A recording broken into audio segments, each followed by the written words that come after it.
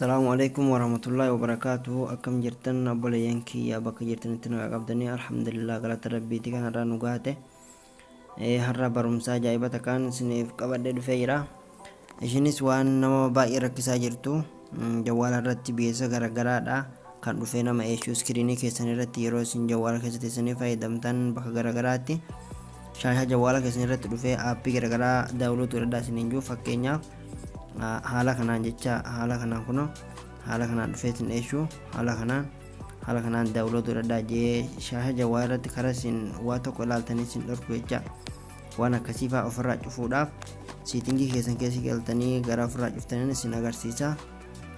Video gabaabduu tana qaatanii qabadde dhufee jiraarra na hordofaan isin jaa itti aansuudhaan siitingii keenya keessa ni galla. Siitingii makeenya kana gagallu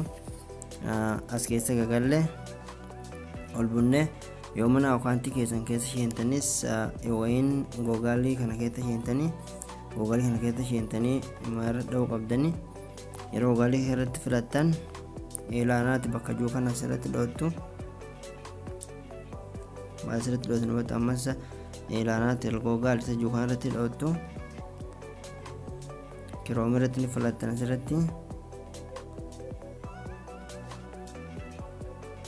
yeroo kiloomeetirratti filattaniis bakka asiniin ga'e sarara sadii tana asitti ni agartu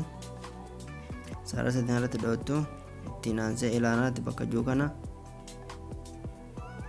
asirratti dhoottu saniin booda teessan tun banaa jirti yoo ofirraa cufuu dhabdan amma dura tuni banaa jirti jecha amma haala kanaas ni eddi cufee banee sin agarsiisa ani waan ofirraa cufee jiruufu amma cufamteerti jecha amma haala kanaan ishiin cufamtee jirti isin maal godhuu qabdan ishiin oggaa haala kanaas ni eddee yeroo bakana keessan ishii ofirraa cufuu qabdan kan ofirraa cuftanii kala sama sinirraa cufamee jira inshallah yoo aappii garagaraa keessa sheentanii aappiin tokko jira kan nama rakkisu aappiin babbadaan tokko jira yeroo keessa sheentee waa fayyadamuu barbaadde gama saniin isinitti fide malee yeroo isin iskiriinii keessan irraa fayyadamtan waan isinitti fidumti jecha yeroo isin iskiriinii keessan irratti fayyadamtan bakka garagaraatti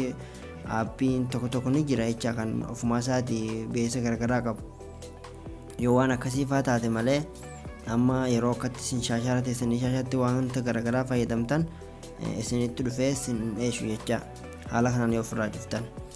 warri beekus ni beekaa warri hin beeknes waliif dabarsaa inshallah. Faayidaan guddaan tokko qabu immoo warroota jawwaal xixiqqaa qabu kan raamiin isaa xixiqqaatii fi android xixiqqaa kan qaban akkasumas ammas storage xixiqqaa kan ofirraa qaban baay'ee faayidaa jecha waan kan ofirraa cufuun jawwaal nama jalaa hin laguu nama jalaa humna dadhabuu jecha baay'ee nama faayidaa beesa garagaraa kanatuun jawwaal nama jalaa uwwisee kan nama rakkisu jecha